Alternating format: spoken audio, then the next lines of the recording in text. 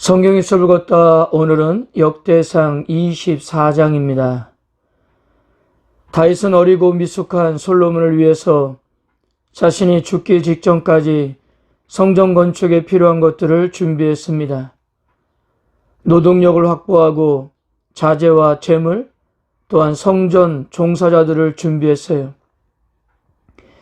23장에서는 레위인들에게 제사장들을 돕는 새로운 사역을 부여했고요. 오늘 24장에서는 제사장들을 새롭게 조직했습니다. 먼저 1절과 2절입니다. 아론의 자손 계열들이 이러하니라. 아론의 아들들은 나답과 아비오와 엘르아살과 이다말이라. 나답과 아비오가 그들의 아버지보다 먼저 죽고 그들에게 아들이 없으므로 엘르아살과 이다말이 제사장의 직분을 행하였더라. 민수기 3장에서 소개되고 있는 나답과 아비오가 아버지 아론보다 먼저 죽은 이유에 대해서는 밝히고 있지 않습니다. 밝히고 있지 않아도 포로유의 이스라엘 백성들이 잘 알고 있었기 때문일 거예요. 그래서 그저 아버지보다 먼저 죽고 엘르아살과 이다말이 제사장의 직분을 행하게 되었다고 밝히고 있는 것입니다. 근데 한 가지 인상적인 것은요. 3절 한번 보세요. 다윗이 엘르아살의 자손 사독과 이다말의 자손 아히멜렉과 더불어 그들을 나누어 각각 그 섬기는 직무를 맡겼는데, 엘르아살의 자손 사독과 이다말의 자손 아히멜렉이 다윗 시대의 대제사장으로 섬겼다는 것인데요. 근데 여러분들도 알다시피 사무엘하와 열왕기상을 참고해보면 사독과 함께 다윗을 도운 사람은 아히멜렉이 아니라 아비아달이었습니다. 아비아달과 사독은 늘 다윗 곁에서 함께 했습니다. 근데 오늘 역대상 24장에서는 아비아달을 대신해서 아비아달의 아들인 아히멜렉을 소개하고 있는 것입니다. 그래서 학자들은 아비아달이 왕권을 두고 솔로몬과 경쟁했던 아도니아를 도운 일을 못마땅하게 여긴 결과가 아닐까라고 그렇게 생각했습니다. 다윗은 제사장의 반열을 결정한 일을 주관하는데요. 혼자 독단적으로 하지 않고 엘르아살의 자손 사독과 이다말의 자손 아히멜렉, 또한 서기관, 방백, 레위인의 족장들까지 함께 모여 결정했습니다. 피차 차등이 없게 하기 위해서 공평하게 제비를 뽑아 24개의 반열을 결정했어요. 엘르아살 자손에게는 16개의 반열을 주고 이다말 자손에게는 나머지 8개의 반열을 주게 되었는데요. 이것은 엘르아살의 자손의 족장수가 이다말의 자손보다 많았기 때문이었습니다. 제사장들을 제비 뽑아 24개의 반열을 만든 이유는 제사장들의 숫자가 너무 많아져서 모든 가문이 빠짐없이 골고루 돌아가면서 직무를 담당할 수 있게 하기 위해서였어요. 그래서 어느 한 가문에도 치우치지 않도록 제비를 뽑아 순번을 정하는 합리적인 방법을 선택했던 것입니다. 이 반열의 순서대로 대부분의 제사장들은 1년에 2번에 걸쳐 2주 정도를 성전 제단 앞에서 사역을 했습니다.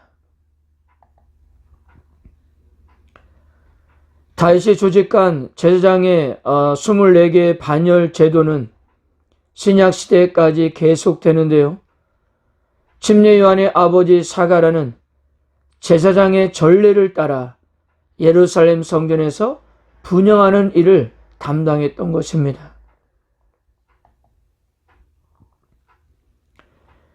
제비를 뽑아 결정하는 일은 20절 이하의 레인을 뽑을 때도요.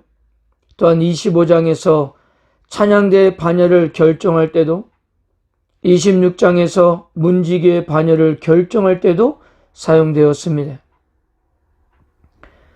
우리가 알고 있는 대로 이스라엘에서는 중요한 일을 결정할 때 제비를 뽑아서 결정하는 전통을 가지고 있었습니다. 그래서 가나안 땅을 지파들에게 나눌 때도, 사울을 왕으로 뽑을 때도 사용되었습니다. 그리고 느헤미야에서에 가면 예루살렘 거주자를 결정할 때도 사용되었고요.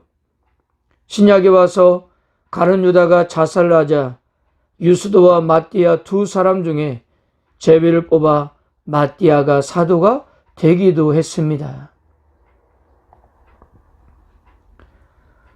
잠언 16장 33절은 이 제비 뽑기에 대해서 이렇게 말씀합니다. 제비는 사람이 뽑으나 모든 일을 작정하기는 여호와께 있느니라. 결국 중요한 사항을 결정함에 있어서 온전하게 여호와 하나님의 뜻에 따르겠다는 고백이었고요. 아울러 매우 공명정대하게 결정을 했던 것입니다.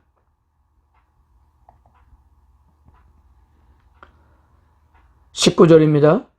이와 같은 직무에 따라 여호와의 성전에 들어가서 그의 아버지 아론을 도왔으니 이는 이스라엘 하나님 여호와께서 명하신 규례더라.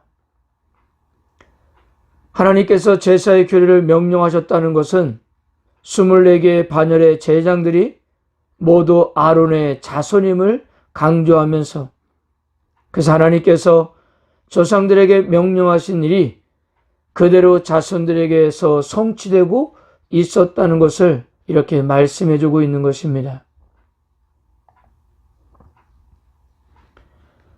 20절에서 31절까지 레인들의 이름은 게르손 자손을 제하고 역대상 23장과 대부분 겹칩니다. 그래서 레위 자손 중에 남은 자들을 좀 더 보완해서 소개하고 있다고 보면 무리가 없을 것 같습니다.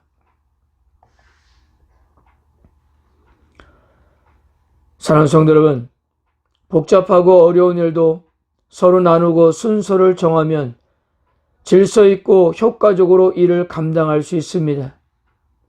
큰 일도 나누면 작아져요. 그래서 작은 힘을 모아서 큰 일을 해낼 수가 있는 것입니다. 다윗이 제비를 뽑아 24개의 반열로 제장 조직을 나눈 것은 제사장의 일을 효과적으로 수행하면서도 그 일의 본질을 잊지 않도록 하기 위해서였어요. 하나님께서 순서를 정해주시고 업무를 공평하게 나눠주신 이유는 하나님의 질서를 따르는 것이 곧 하나님을 섬기는 일임을 알려주시기 위함이었습니다. 우리들도 하나님으로부터 선택받고 세움을 받은 하나님의 자녀임을 기억하면서 자부심을 가지고 하나님을 섬겨 나가야 하겠습니다. 말씀대로 살고 하나님의 뜻대로 살아가는 것이 바로 하나님의 질서를 따라가는 길입니다. 그러므로 오늘도 나 자신의 편의와 판단을 앞세우지 마시고 오직 하나님의 말씀만을 의지하며 살아가기를 바랍니다. 이것이 바로 하나님의 질서를 따르는 길입니다. 아멘.